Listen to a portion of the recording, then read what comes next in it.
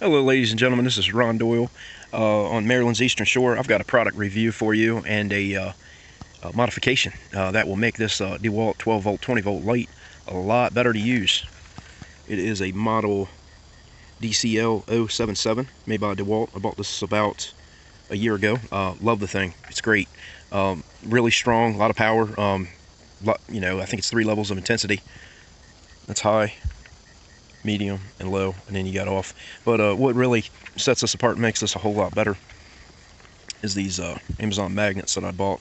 These are 1 inch by 2 inches, so 1 inch across, 2 inches down, and a 1/2 inch thick, and they're plastic coated neodymium N52 magnets with 1 inch spacings in between holes. I'm going to give you a second part of this video where I've got another one of these lights I'm going to modify with these magnets. Bought these on Amazon. These were about $17 a piece. Like I said, they're 1/2 inch thick, so what I had to do was route this channel out in here, and I drilled through. You can see that the battery's kind of in the way. I drilled through and put 8/32 1 inch bolts, 8/32 fine thread, and I used non-fang T-nuts on the bottom. This particular T-nut had to be bent, and the reason I use T-nuts instead of cap screws or regular nuts is this pivoting around, the clearance is real tight. And I use this for my everyday carry light, work light in dark locations. I do electrical work, and I've actually stuck this to the bottom of an I-beam inside of a basement and worked on an electrical panel. But here it is going on 7 o'clock. I just got home from work, and I'm trying to mow the grass, and I haven't got my lights installed on my zero turn yet. I've bought lights, but I haven't done it. And last week I cut the grass with this particular light mounted right there on my zero turn lawnmower, and that light, believe it or not, worked out awesome.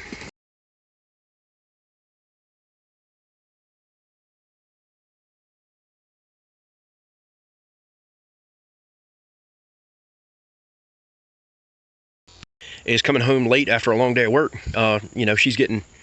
She's getting dark early on me, and I'm having a problem finishing the grass cutting, not knowing that this light would be strong enough to stay on the grass cutter. I've got a Toro zero turn 54 inch, and what I've done is, of course, I did a modification to the front of this lawnmower with a crank up jack for servicing and a pull loop if I ever get the lawnmower stuck. Of course, that's a trailer ball so that I can move trailers around and then cut the grass underneath of it. But I took this light one day. I got home late from work, and I stuck that to that lawnmower, aimed it down a little bit, and I cut grass with that, and over an hour, and that thing did not bounce off of there. Not even tried to bounce off. So what I'm going to do, I'm going to take, I believe this is a 5 amp hour. I'm going to take this 5 amp hour out, and I'm going to put a big boy in there. This is a 9 amp hour DeWalt FlexVolt 2060, and I'm going to put this in there, see if she fits. Yep, she fits, and she is heavy. Now, looking at this, I'm not catching all that magnet on that steel, so I'm only using 1.5 magnets here. Well, let's see if this stays up here. I'm going to start this grass cutter up. Bear with me, one-handed. I'm going to ride on the roughest part of this property, which is the edge of this field, because the farmer cultivates it. So I'm going to turn this light on, turn this grass cutter on, and give you a little show and see if she stays on there or not.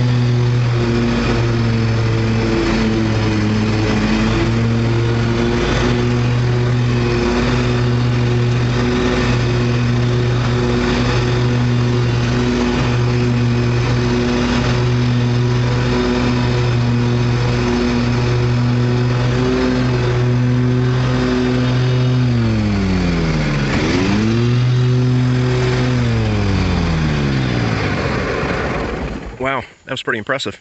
I'm gonna have to watch this video back over again, but I didn't see this sucker bounce at all. She was pretty rock solid there. Now this is on high, and you can see the path that I've got. She brightens up. It's about 20 feet out.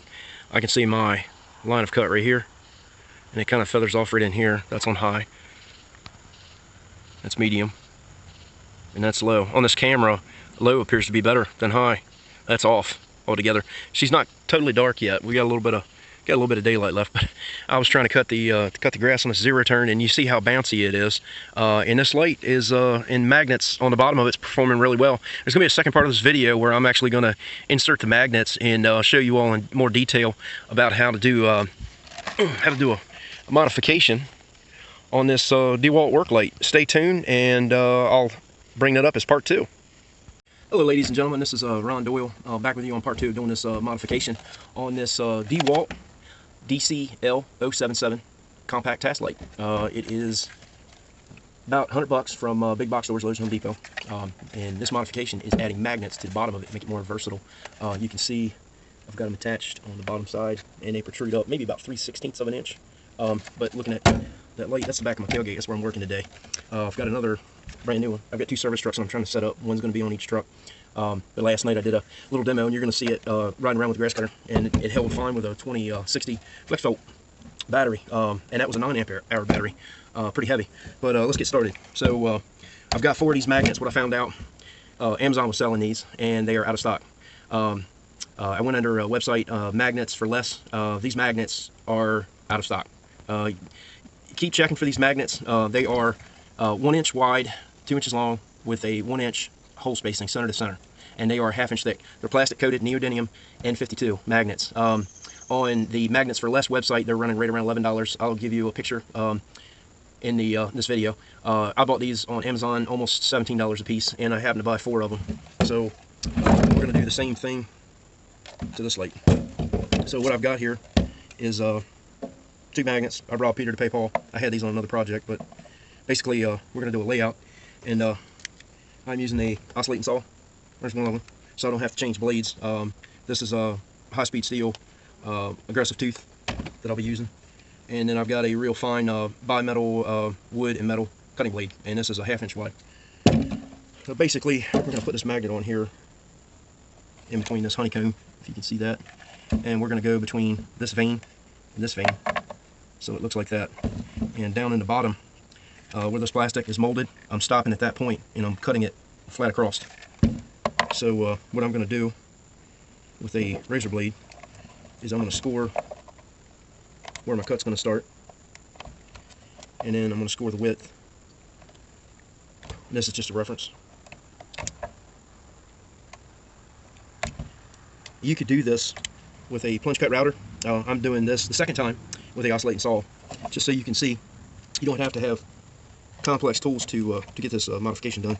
It does take some time, so I'm going to do this and then fast forward through quite a bit of the repetitious movements that I'm doing here, so you'll get the general idea.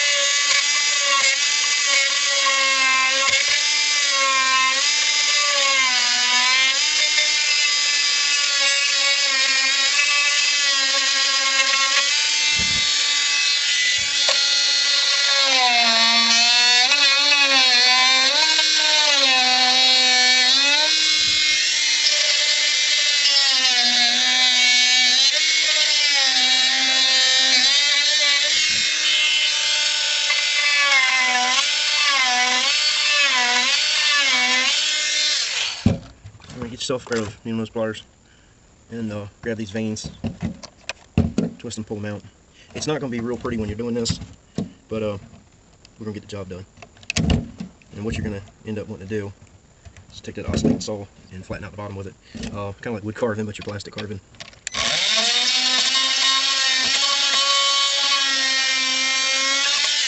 It would probably help to wear safety glasses. I'm gonna go get those. I'm back.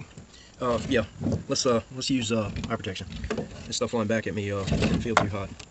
But basically, we're gonna work on cleaning this out at the bottom, trying to get it flat. It doesn't look very good right now, but I'm gonna keep whittling away at this until I get a flat bottom, and then I'm gonna put the magnet in here and keep checking the fit. I want to try to go with 1/8 to 3/16 of this magnet sticking up. So, and there will be a time lapse on this. I'm gonna speed this up a bit.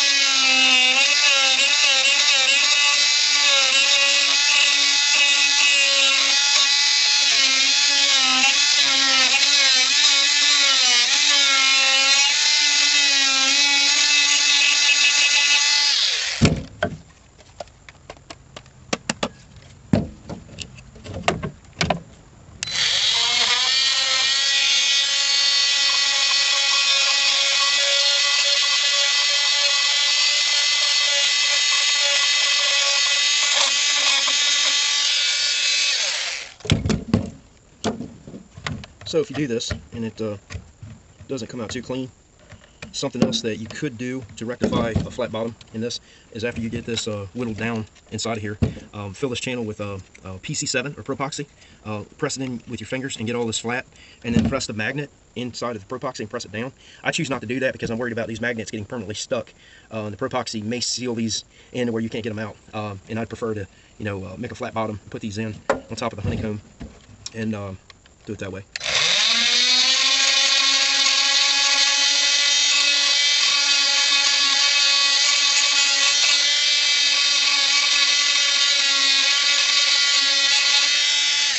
Alright, that looks pretty good.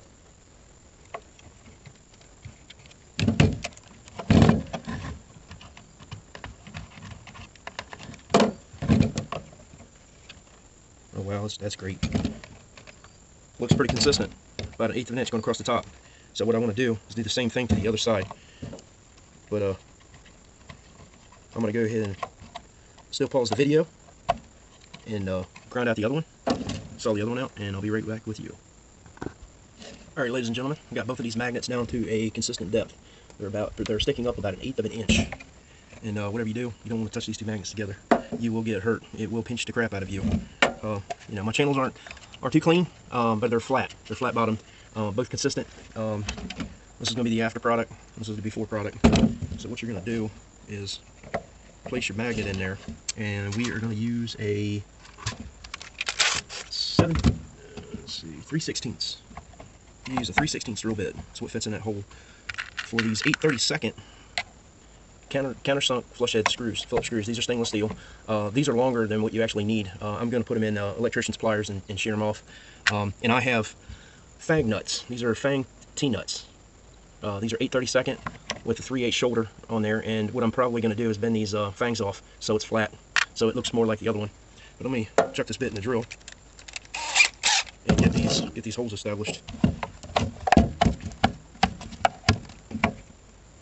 Center them up.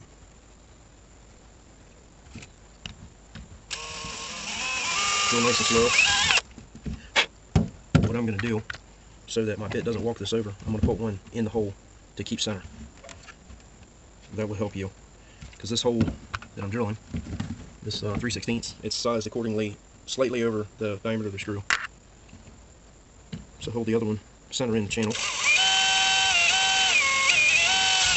Drill that one in.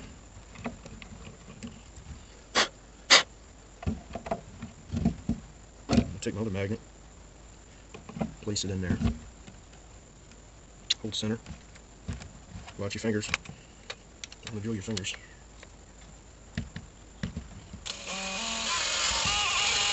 I'll do the same thing, place one of these 8/32 screws in there to hold center.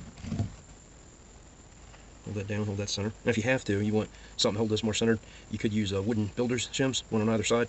I'm not worried about being too precise as long as this gets the job done.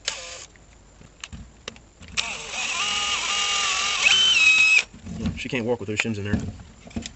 Pull them out. Now what I'm going to do is take these magnets, I'm going to set them to the side, and for the T-nut, alright, T-nut, the shoulder of the T-nut, you can get these at Ace Hardware, Lowe's, Home Depot. They sell them in single and they sell them in multi-pack.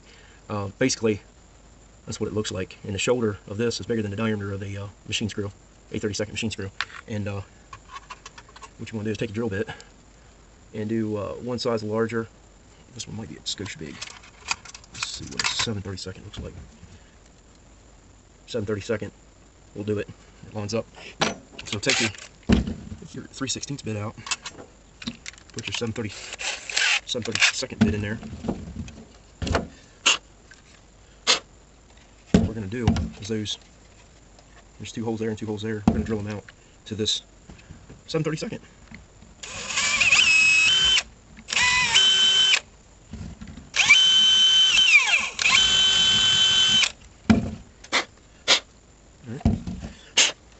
Let's try the fit onto the bottom. Perfect fit. Now what I'm going to do, I'm going to do away with the fangs on this, and I would suggest if you're going to do this idea to get these non-fanged. This is just an illustration. This is a non-fanged. You'll just see brad holes in this one. This one's a much bigger T-nut, but this is a non-fanged and this is a fanged T-nut. Most people in a hardware store won't know what this is. They use them in a lot of upholstery, attaching a board to a piece of metal. That way this can actually be holding the plywood down to the steel frame, and then you can put your pad and your material on top without ever feeling what would be a nut underneath the fabric. This is flush. These are mostly for upholstery, but they have a broad use of different people using them. So what I'm going to do, I'm going to take these fangs and I'm going to break them off because I don't want to get stuck with these things. Let's cut them off. Yeah, that's better. These are electrician's dikes, side cutters. You could probably, as thin as this metal is, you could probably cut them off with 10 snips. Yeah, that's pretty good. So we're going to go ahead and do all of them. I wasn't sure which way I was going to go with this. I would have already had this done prior to starting this video. So I'll be right back with you. Got all the fangs cut off. Now what I'm going to do is 2 of these I'm going to have to bend the shoulder on. So I'm going to insert these T-nuts. I'm going to take my lineman's pliers and this is me being real picky. See where that protrudes and sticks up? I'm going to bend that down. You have to bend that down prior to tightening these up. So I'm going to grab, let's protect the T-nut so I don't mess this up. Insert your, I got mosquitoes out here bothering me. Insert your T-nut, run it in all the way, your machine screw. Bend one corner over. That's good. Go ahead and insert. Nah, she looks like she needs a little bit more.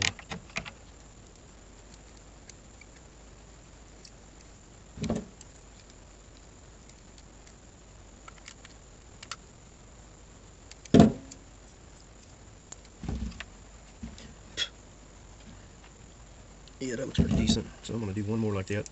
The other 2 should be flat. Shouldn't have to bend those.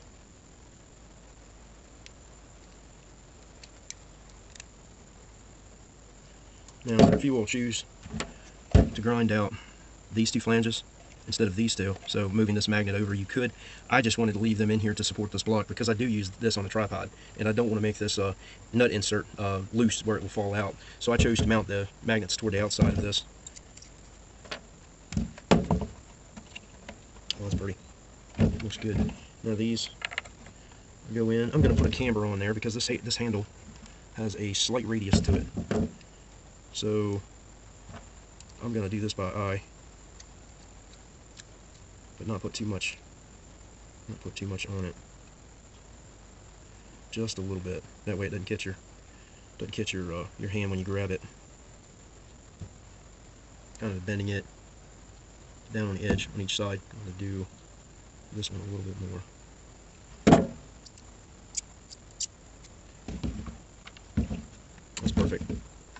perfect. See if it stays there.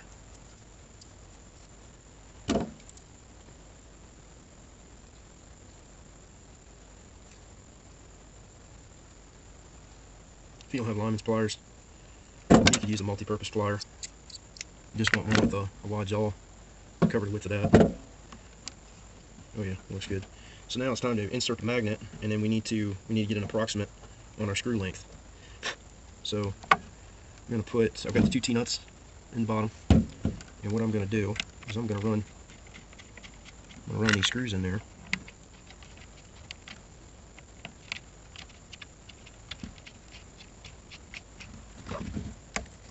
Now I know I'm going to be cutting off quite a bit. This is a trial run. After I get the length of the screws mapped out, I'll cut all 4 of them the same length. Now what I'm going to do, I'm going to take my black Sharpie. I only need one tightened up. I'm going to take my black Sharpie, I'm going to go in here, and I'm going to mark it. It's got a fine point on it. And I'm going to take the line plus a 1/16 more.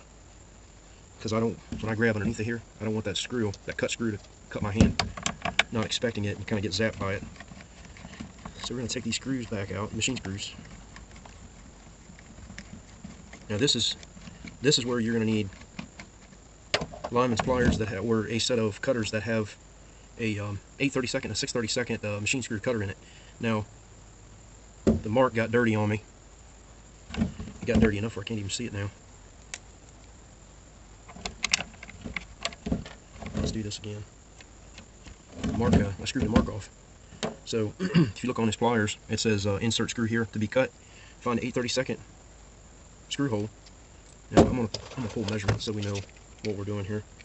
It appears that we need 7/8 of an inch in length, because I'm going to take the line plus a little bit more. So we are taking off of this screw, and now these screws are measured from the flat of the head down to the end. So we're making the screw 7/8 of an inch. And if you all go to the store and try to buy 7/8 of an inch, they don't sell them that size. They're only 1/2, 3/4, 1, 1 1/4, 1 1/2, and so on. It's always in 1/4 inch increments. When you get into your bigger machine screws, it goes from 1/2 to 3/4 to 1, 1 1/2, 1 3/4, or 1 3/4 to 2. They jump some sizes depending on what diameter you're going with. So overall, 7/8 of an inch, and we are cutting off 9/16 of an inch. So get your cutters, screw this in there. Now you have to open your pliers up so that it goes in that hole. You're going to see that screw coming through. And make sure these are kind of set loose. Now this particular cutter, it's a Klein. Hopefully it doesn't ruin this cutter. We're going from the head of the screw to the center of the jaw. And that's 7/8 of an inch.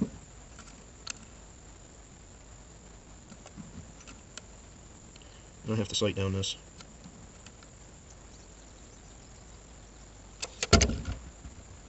Cut the screw, open it back up. Now you're going to take your screwdriver, you're going to back that back out, and that's what that's going to do, is freshen the threads back up. I'm going to pull measurement, confirm it is on the money. I don't know if you can see that. You ain't going to be able to see it with my big hands in the way, but anyway,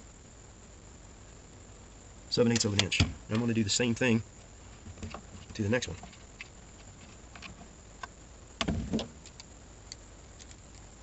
This time I'm not going to mark it. I'm going to measure off the center of the jaw.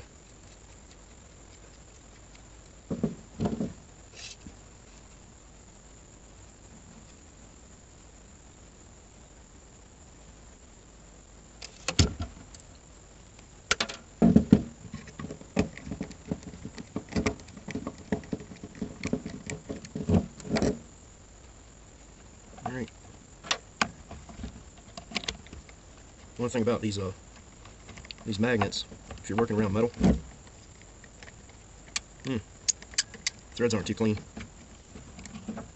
Working around metal, these magnets are going to want to pick up fragment.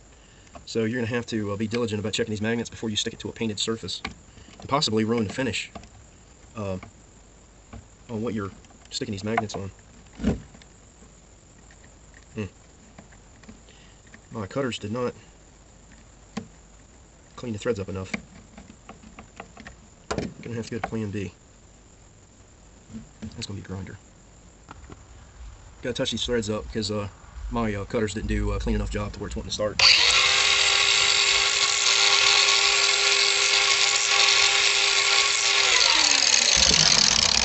this is what they call a 120 grit flapper wheel. It's got little pieces of sandpaper that's glued to this disc in a circle.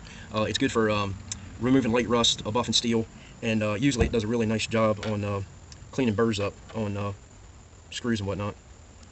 So hopefully you all don't have to go through this extent. If you could get the right size, right length screw, that would be a perfect situation, but we don't live in a perfect world, so we gotta improvise.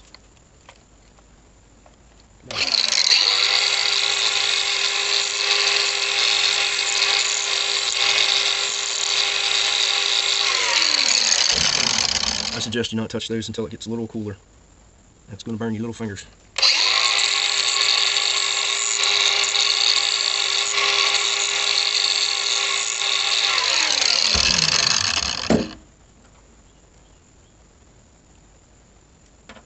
Let me get these cleaned up. I'll be right back with you. Well, got the screws cut to right length. Got them touched up with a grinder, so they're nice and clean. Got one magnet inserted. We're going to go ahead and insert this last one. And got the T-nuts inserted on the bottom. Final cut length on these screws are 7/8 of an inch.